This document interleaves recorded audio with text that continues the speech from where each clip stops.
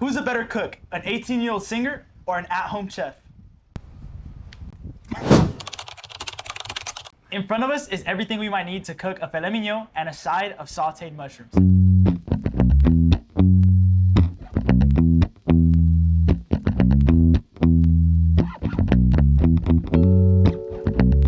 Since I'm the rookie here and my dad's one of the best cooks I know, I get to pick dibs first on everything.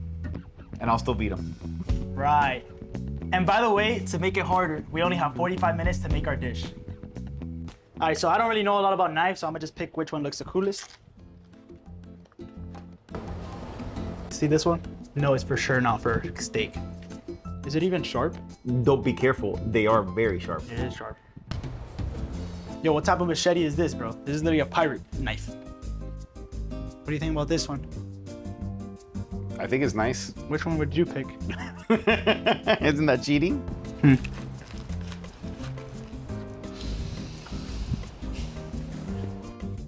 Oh, I like this one. It looks like what you see at the deli, where they're like, Yeah, what kind of delis do you go to? I don't know. What do you think about this one, huh? I like that one too. You're no hope. All right, I'm between this one. How much time do we have? This 45 minutes. You're running up my time. The 45 minutes you start when we start cooking and cutting and all that stuff. We have 45 minutes to choose knives and All right, I think I'm between this one and the pirate one.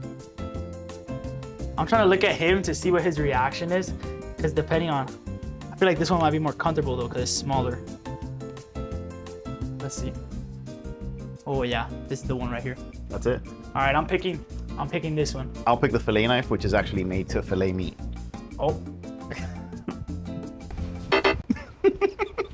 All right, well, anyways, I still get to pick the cut. And I do know that the more in the middle you are, the more tender it is. Right?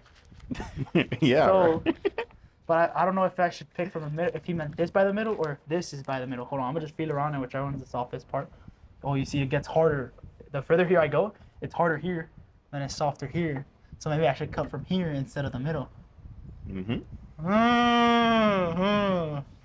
Papa Isaac, Chef Isaac didn't like that one. All right, so as I was saying before, it feels more tender here than what it does over here. So I think I should go from here. And when I said that, my dad kind of gave me a look. So I think I'm gonna cut right here. All right, this is really hard. I think I'm doing something wrong. All right, so I'm gonna leave this side here to the side. I'm not gonna use this because nobody likes the butt of the bread. So who would like the butt of a steak, right? I don't know if this is fat or a tendon, so we'll find out. But we're just gonna cut right here to get a nice sized steak.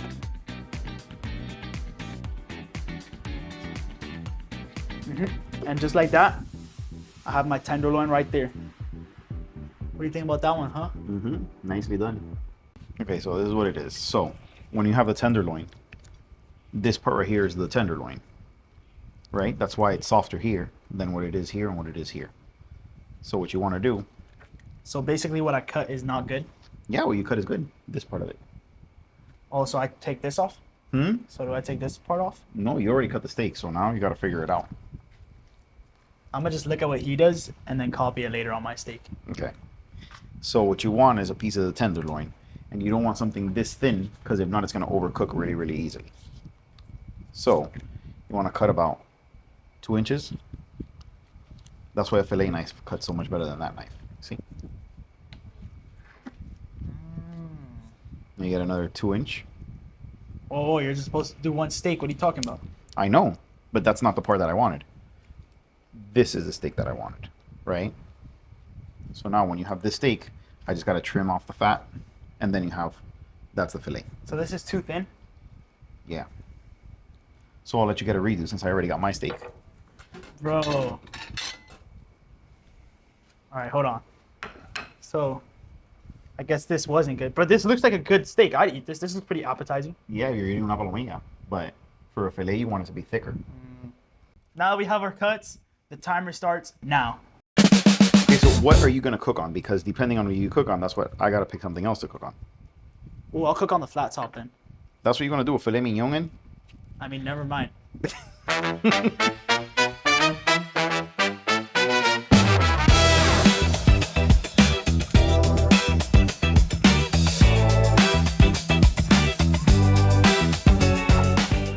so if there's one thing I know about steak is that it's fat is what makes it taste good. And right here we got some Wagyu beef tallow, which is literally just beef fat. So we're gonna get a little scoop of that. Just a little bit for the flavoring. And then we're gonna put this down. If there's something else I know about cooking, is that butter makes everything taste good. Even if it tastes bad. So if I make a bad steak, hopefully you won't be able to tell because of all the butter. And guys, I'm not gonna lie, I've been watching some Nick DiGiovanni and Max the Meat Guy studying for this right here. And whenever I see him cooking, I put a little parsley in there, 2 little cloves of garlic, and I think I'm ready to cook now. Oh, you guys, I know you can't smell this, but you can smell the butter from here. It smells nice. And guess what my dad's doing? Look, still prepping his steak, and I've been done. He really thinks he's gonna get all that steak. He's trying to overachieve. He didn't really know I'm like that though. So I'm just prepping all of it, even though the one that I'm actually gonna do,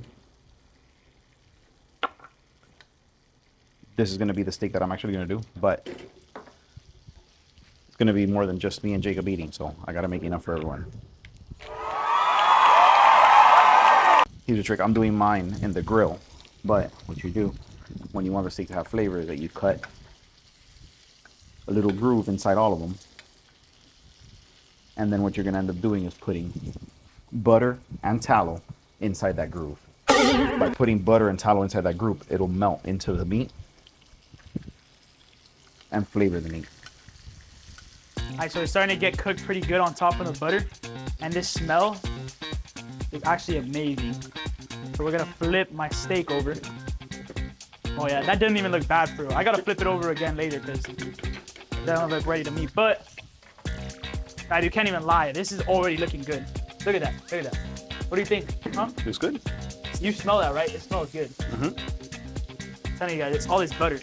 If the steak tastes bad, the butter will make it taste good. And I don't know what the point of doing this little pouring the butter on top thing is, but I'm gonna keep on doing it until it's done cooking, because that's what I see the pros do on YouTube. Okay, so now we have the grill perfect 450 degrees. So we start by putting in the steak. What it's gonna do is it's gonna give it a sear. It's exactly what we want for it. And then all these are gonna be for everyone.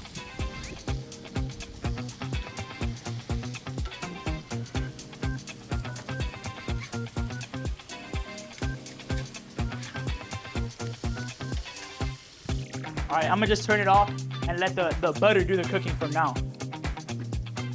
All right, so now my steak is just about done. I'm hoping it's a medium well.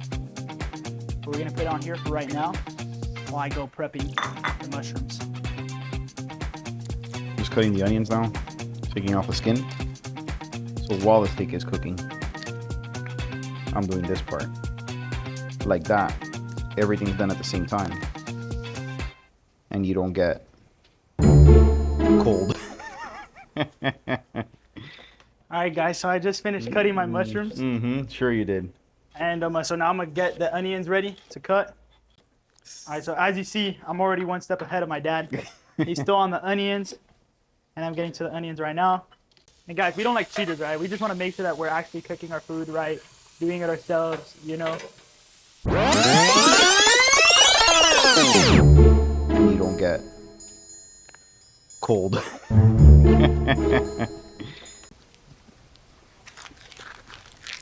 Guys, I didn't pay attention to how he cut his onions, so we're just gonna YOLO. All right, so we have our onions nice and chopped, just like that. We're gonna toss them in.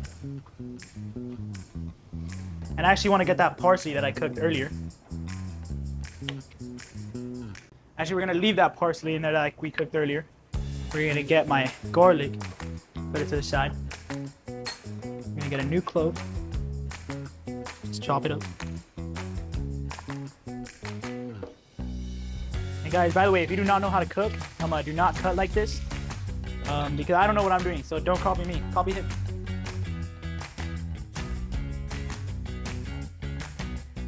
And I'm gonna teach you how to make this so that it's super flavorful and better than whatever this guy's doing over there. For this, I like to use garlic salt. Be generous with it.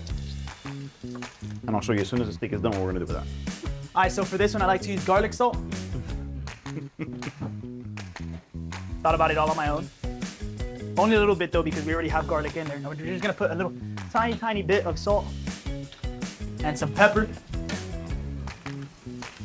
Here we go. Okay. So, steak is seared, but still medium rare inside, is what I was trying to get from it. And we're just gonna turn that back on.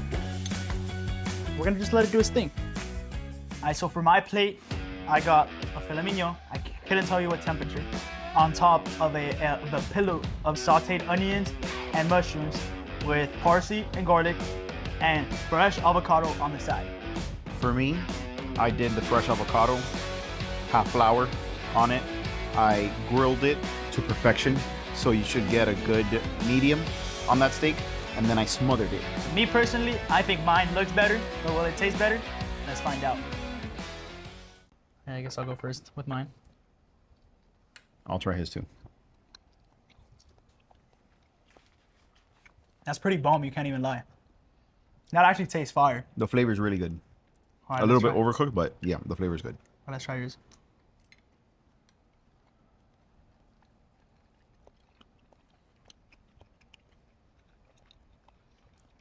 It's also good.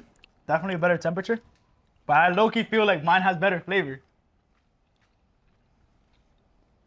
So what it is that one, since it's thinner and it's cut into it, all the salts went into the meat. So it gives it more flavor, so it tastes more seasoned. This one's just tastes more like a steak. So all I'm hearing is I'm the winner. yeah, I think you were. And I think mine look better. Which one do you think was plated nicer? I think your avocado looks nicer, but if it was just like the steak, I think like this part of mine was good and this kind of got messy, but I mean, the plating, I like this one, but that's just me. well, But we're being partial too, because flavor-wise, I won.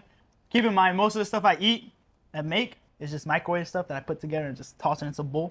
So the fact that I made a better tasting steak, gotta give it to me. yeah. Good job, you taught you well.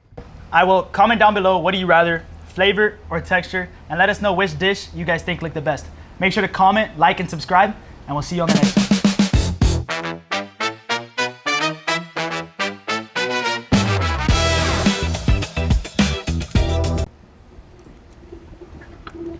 Gosh.